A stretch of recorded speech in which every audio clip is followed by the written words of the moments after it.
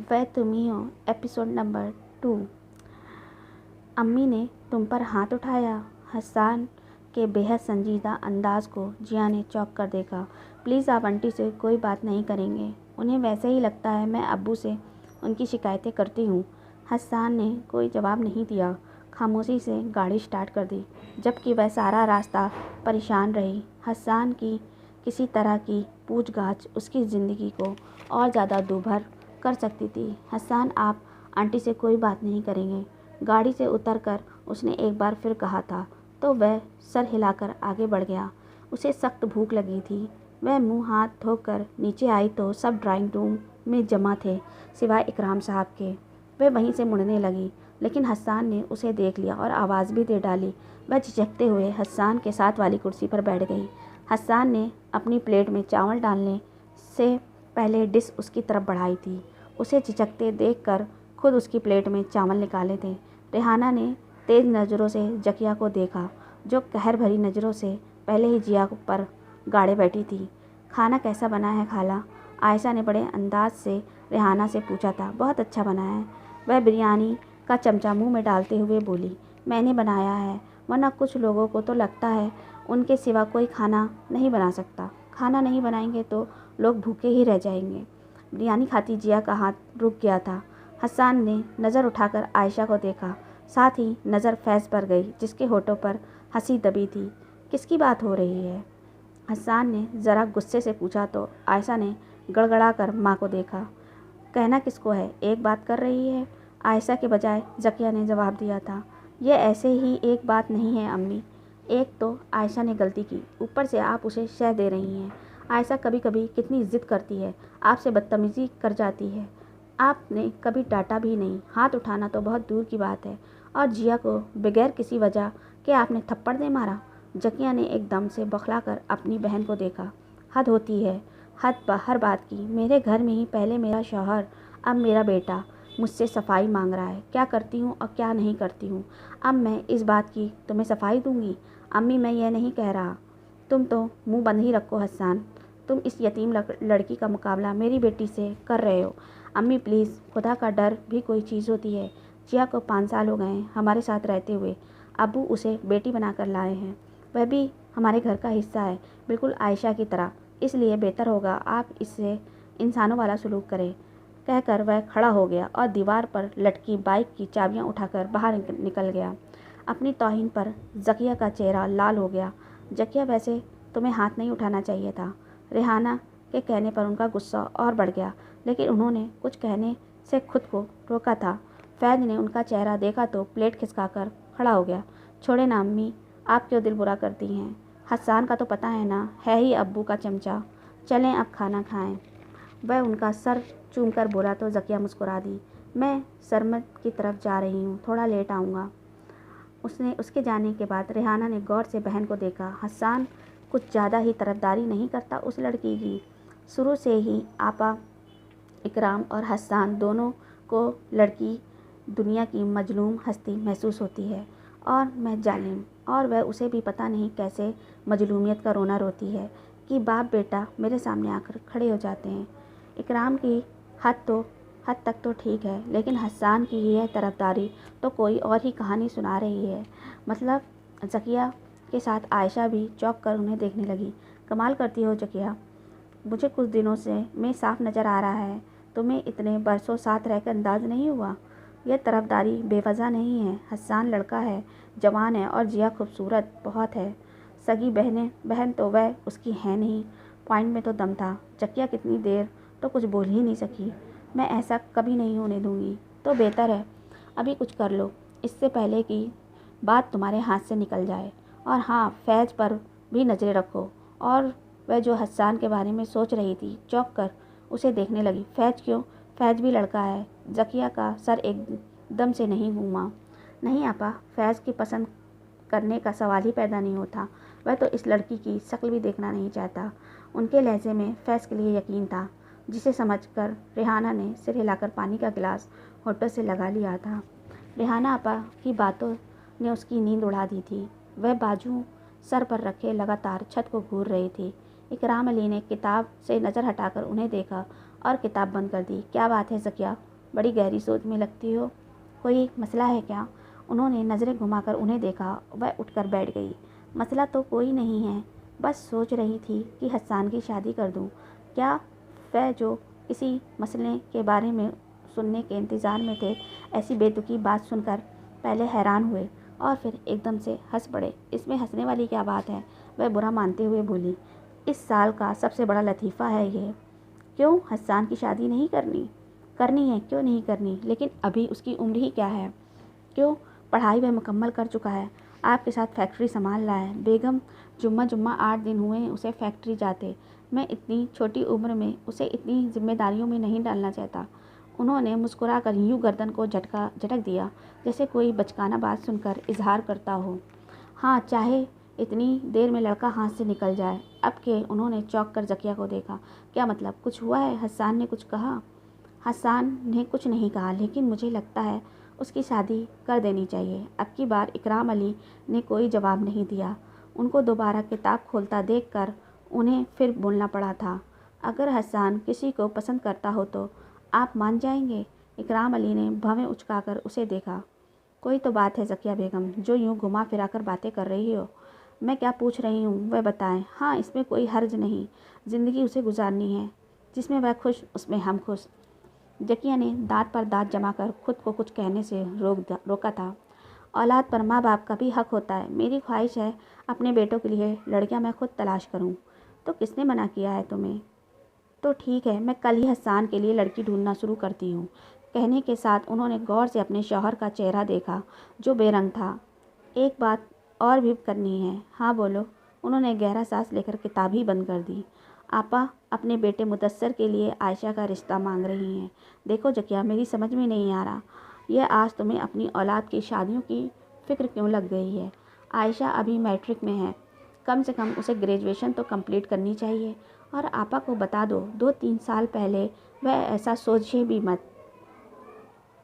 2-3 साल से पहले वह ऐसा सोचे भी मत। उनका अंदाज दो टूक था। ठीक है, रस्म नहीं करते, लेकिन रजामंदी तो दे सकती हूँ। नहीं, अभी नहीं, पहले मैं खुद छानबीन करवाऊँगा। कमाल करते हैं आप, वह मेरा सगा भांजा है। आपा क्या मेरे साथ धोखा करेंगी? बात तुम्हारी आपा के और तुम्हारे भांजे की नहीं, बात मेरी तसल्ली की है। अब की बार उन्होंने कहकर करवट बदल ली और साइड लैम्प भी ऑफ कर दिया और आगे बात करने का इरादा लिए। ज़किया सिर्फ बड़बड़ा कर रह गई। सुबह से शाम हो गई थी, लेकिन आंसू थे कि रुकने का नाम नहीं ले रहे थे। जिंदगी का एक ही ख्वाब था, वह भी टूट गया था। और वैसे तो काम के लिए उसे हर पल आवाज़ें पड़ती थी, लेकिन आज किसी ने उसे एक बार भी नहीं बुलाया। और नीचे से आती फैज़ और आयशा के कहों की आवाज़ उसके दिमाग पर हथौड़े की तरह लग रही थी। दरवाजे पर हल्की सी दस्तक हुई तो दरवाज़ा खोला गया था। उसने सामने देखा और हस्सान को देखकर उसके आंखों के आंसुओं में रवानी आ गई थी। वह राइटिंग टेबल के करीब खड़ी कुर्सी घसीटकर उसके सामने बैठ गया। मेरी समझ में नहीं आ रहा कि मैं किन लफ्ज़ों में तुम्हें तसल्ली दूं, क्योंकि मेरी बातें तुम्हारी तकलीफ़ की दवा नहीं बन सकती। लेकिन मैं फिर भी यही कहूँगा, रोना किसी मसले का हल नहीं। और तुम तो बहुत बहादुर हो। अब की बार जिया ने नज़रें उठाकर उसे देखा। मैं बिल्कुल भी बहादुर नहीं। आपको क्यों लगता है मैं बहादुर हूँ? मैं ना अपने लिए कुछ कर सकी और ना मैं किसी को कोई खुशी दे सकती हूँ। हर कोई मुझसे जान छुड़ाना चाहता है। मेरी समझ में नहीं आता मेरी ज़िंदगी का मकसद क्या है? क्यों हूँ मैं? अपने माँ बाप के साथ क्यों नहीं मर गई? अब वह और तेज़ी से रोने लगी। कैसी फिजूल बातें कर रही हो जिया? ऐसा नहीं बोलते, खुदा नाराज़ होता है। खुदा नाराज़ है मुझसे, इसलिए तो मेरी हर ख्वाहिश को रद्द कर देता है, हर खुशी मुझसे छीन लेता है। खुदा नाराज़ नहीं जिया, खुदा अपने बंदों को आजमाता है, कभी लेकर और कभी देकर। तुम जाने वाली चीज़ों की फ़िक्र करके खुद को दुखी कर रही हो। उनकी नेमतों का शुक्र अदा क्यों नहीं करती जो तुम्हारे पास है? तुम्हारी सेहत व तुम्हारी जहानत, तुम्हारा अच्छा किरदार। लेकिन यह चीज़ें मुझे कोई फ़ायदा नहीं देती। मैं जो ज़िंदगी गुजार रही हूँ मुझे नहीं पसंद। इस घर में क्यों रहने पर मजबूर हूँ, जहाँ मुझे हिराकत से देखा जाता है, जलील किया जाता है। अगर यही ख्वाब मेडिकल में जाने का आयशा का होता तो आंटी ऐसे ही करती जैसे मेरे साथ किया। क्या फैज भाई ऐसे उसे तंग करते जैसे मुझे करते हैं? मैं अगर आज मेडिकल में नहीं जा सकी उसकी वजह फैज़ भाई और आंटी हैं। वह मुझे इतना तंग करते थे कि मैं पढ़ नहीं पाती थी। आप उन बातों पर मुझे शुक्र अदा करने को कह रहे हैं। उसने बड़े अफसोस से और दुख से हसन को देखा। जिया, मुझे पता है अम्मी और फैज़ तुम्हें तंग करते हैं, लेकिन क्या अब्बू तुमसे प्यार नहीं करते? या मैं तुम्हें प्यार पर कोई या तुम्हें मेरे प्यार पर कोई शक है? मुझे नहीं पता खुदा की इसमें क्या मसलहत है जो वह तुम्हें यहाँ लेकर आया, लेकिन यह जहाँ तक यहाँ यतीम और बेघर होने की बात है, कितने यतीम देखे हैं जिनको सहारा मिलता है। तुमने अभी दुनिया नहीं देखी, कितनी ख़तरनाक है। एक घर कितना मजबूत सहारा है जो हर गर्म सर्द को बुरी नज़रों से महफूज रखता है। अब्बू ने कभी तुम्हारा हक नहीं मारा, बल्कि तुम्हें हमेशा सबसे ज़्यादा प्यार किया है। और तुम जानती हो फैज़ का भी यही मसला है कि अब्बू उसे तुमसे ज़्यादा प्यार करते हैं। तुम्हें अम्मी और फैज़ का रवैया नज़र आता है, मेरा और अब्बू का रवैया नज़र नहीं आता। जिया ने नज़रों के साथ साथ सर भी झुका लिया। उसे पता नहीं जज्बात में वह क्या कुछ बोल दिया था। आई एम सॉरी हसन, मैं पता नहीं क्या बोल गई हूँ, वह कंफ्यूज होकर बोली तो हसन मुस्कुरा दिया था। नहीं, मुझे बुरा नहीं लगा, मैं समझ सकता हूँ तुम इस वक्त तकलीफ़ में हो। इंसान अपनों से ही शिकायत करता है। मुझे यह अच्छा लगा तुमने मुझे कुछ समझा। नहीं हसन, इस दुनिया में अब्बू और आपके अलावा मेरा है ही कौन? पागल, सब तुम्हारे हैं, अम्मी, आयशा, फैज़। उन्हें थोड़ा टाइम दो, सब ठीक हो जाएगा। उसे यकीन नहीं था, लेकिन वह हसन को ज़्यादा हर्ट करना नहीं चाहती थी, सो खामोश रही। चलो उठो, तुम्हें उमेरा की तरफ छोड़ आता हूँ। वह सवालिया नज़रों से उसे देखने लगी। बात करने से बोझ हल्का हो जाता है। तुम्हारी बेस्ट फ्रेंड है, तुम उसके साथ दिल खोल कर भड़ास निकाल सकती हो। अम्मी, फैज़ और मेरे बारे में दिल खोल कर बुराइयाँ कर सकती हो। अरे आप मुझे ऐसा समझते हैं? वह रुआसी होकर बोली। मजाक कर रहा था यार। कहो तो अब्बू को फ़ोन करके बुला लूँ? नहीं, वह परेशान होंगे, और कल जब वह आएंगे तो उनका दिल भी बुरा होगा। नहीं होगा, वह तुम्हें खुश देखना चाहते हैं। और दुनिया ख़त्म नहीं हो गई, तुम दोबारा पेपर्स दे सकती हो। नहीं, अब मुझे से नहीं होगा।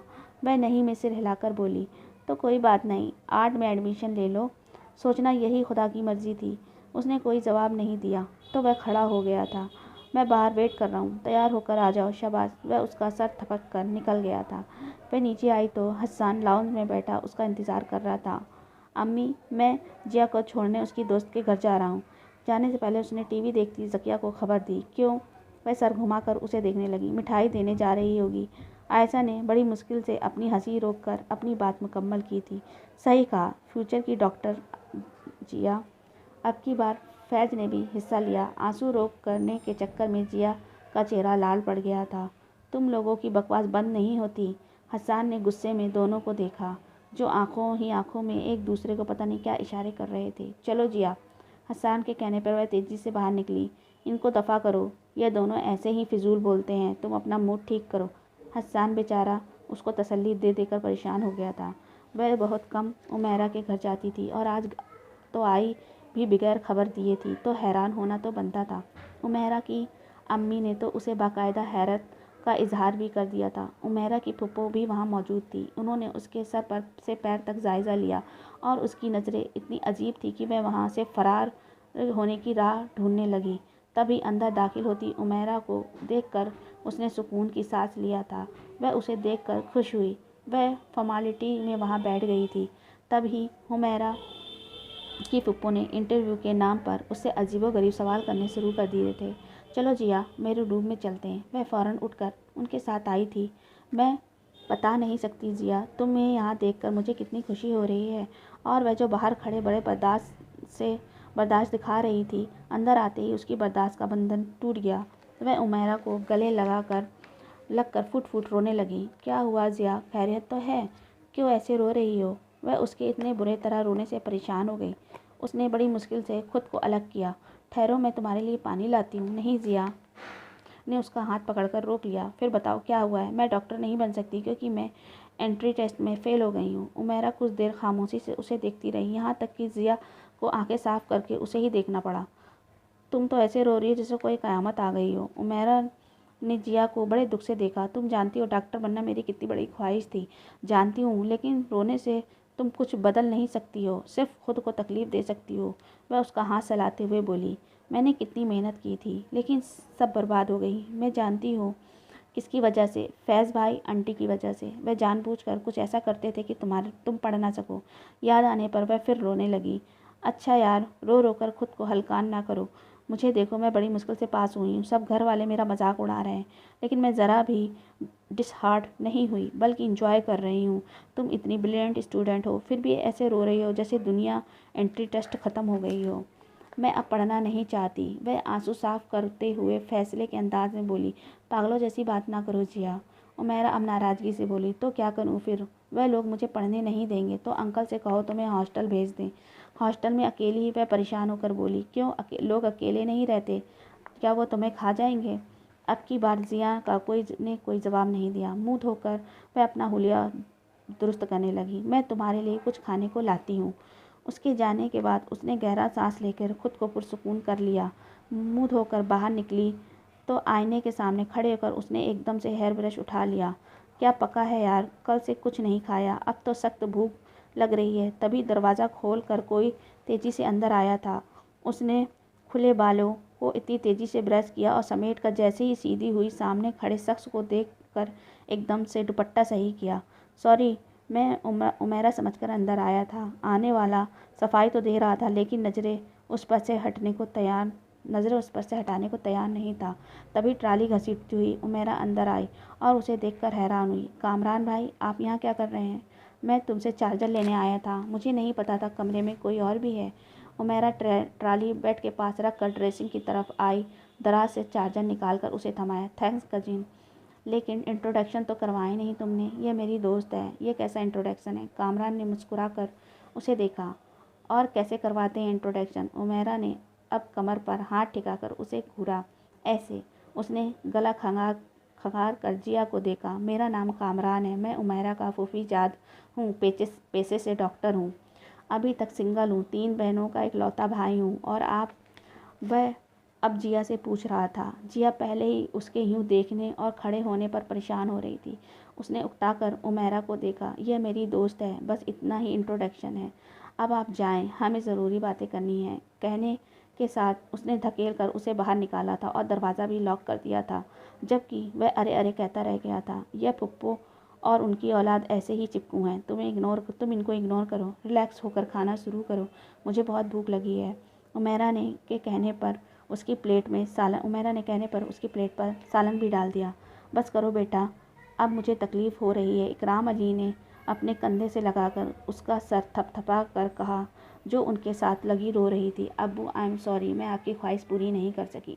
नहीं बेटा, मैं जानता हूँ तुमने बहुत मेहनत करी, कसूर तुम्हारा नहीं।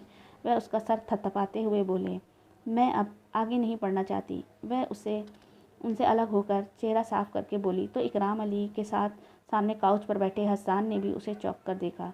यह क्या बात हुई जिया? हार जीत तो ज़िंदगी का हिस्सा है। इसका मतलब यह तो नहीं इंसान हिम्मत हार कर बैठ जाए। एक ठोकर नहीं अब्बू, ठोकरों की चपेट में है मेरी ज़िंदगी। मैं अपने लिए कुछ नहीं कर सकती। इतना समझाने के बाद भी जिया तुम वही मायूसी की बातें कर रही हो। हसन ने अफसोस से उसे देखकर कहा। तो मैं यह समझूं कि तुम्हें अब्बू पर भरोसा नहीं रहा? वह उसकी आंखों में देखते हुए पूछ रहे थे। नहीं अब्बू, ऐसा नहीं, लेकिन मुझे नहीं लगता मैं आगे पढ़ सकूंगी। क्या करोगी? जाहिल रहोगी? उसके रुके आंसू फिर से बह निकले थे तो उन्होंने उसे साथ लगा लिया। मेरी ख्वाहिश है मेरी जिया के पास डिग्री हो, वह खुद अपने पैरों पर खड़ी हो। अब्बू, यहाँ मुझे कोई पढ़ने नहीं देगा। आप मुझे हॉस्टल भेज दें। इकराम अली ने गहरा सांस लेकर उसे खुद से अलग किया। तुम मुझे बार बार यह क्यों इसे दिला रही हो जिया कि मैं तुम्हारे लिए कुछ नहीं कर सकता, तुम्हें कोई खुशी नहीं दे सकता? मैंने आज तक तुम में और आयशा में कभी कोई फ़र्क किया हो तो बताओ। अब्बू, ऐसा नहीं है, वह परेशान होकर बोली। फिर तुम हॉस्टल का जिक्र क्यों कर रही हो? मैं कभी नहीं चाहूँगा कि मेरी बेटी अकेली रहे, चाहे फिर वह हो, तुम हो या आयशा। बाहर की दुनिया कितनी जालिम है, तुम्हें इसका अंदाज़ा नहीं। अगर तुम हॉस्टल में रहोगी तो मैं यहाँ कैसे सुकून में रहूँगा? उनका रुहासा लहजा महसूस कर उसने उनका हाथ चूमा था। अब्बू, आप मेरे लिए दुनिया में सबसे बढ़कर हैं। आप अपने बाबा मेरे अपने बाबा भी ज़िंदा होते तो शायद इतना ना करते जितना आपने मेरे लिए किया है। मैं कभी भी आपको तकलीफ़ देने का सोच भी नहीं सकती। मैं हॉस्टल का इसलिए कह रही थी कि मेरी वजह से सबको जो प्रॉब्लम है वो ख़त्म हो जाए।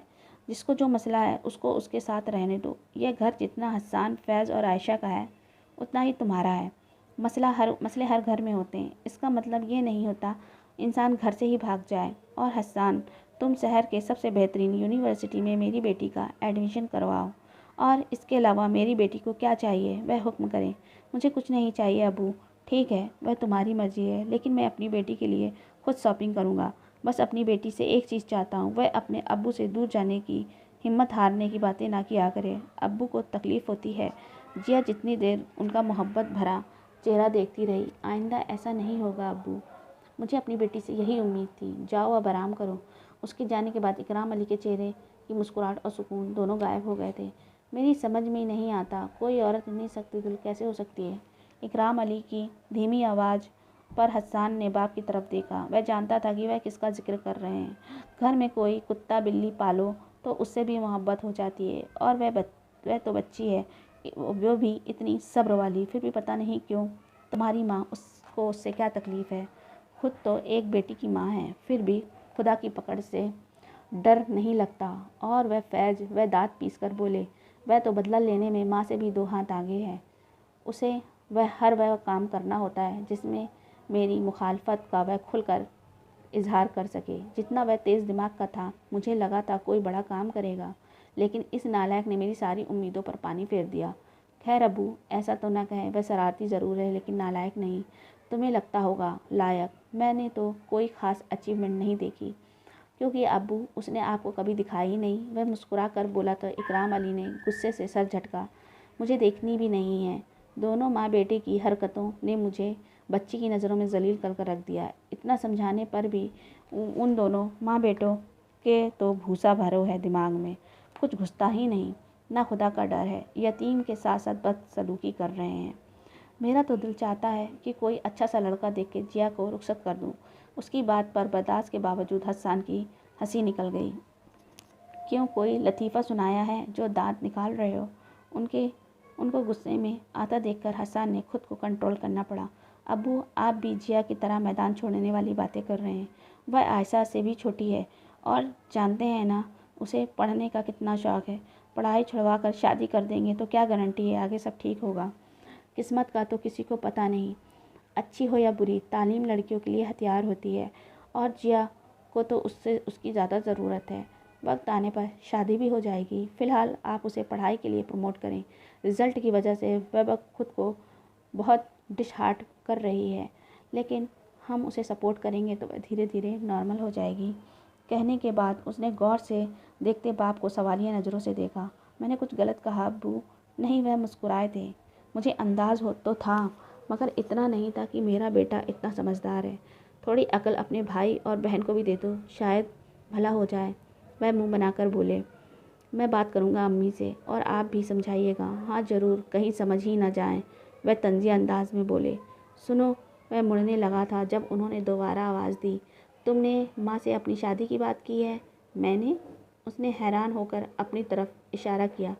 कोई लड़की पसंद है तुम्हें? क्या हो गया है अब्बू? वह लगातार हमलों से घबरा कर बोला। ऐसे क्यों पूछ रहे हैं? क्योंकि कुछ दिनों पहले तुम्हारी माँ को अचानक शौक़ उठा था तुम्हारे सेहरे के फूल सजाने का। उसे यही लगता है कि तुम किसी लड़की को पसंद करते हो। अब के वह नॉर्मल होकर मुस्कुराया।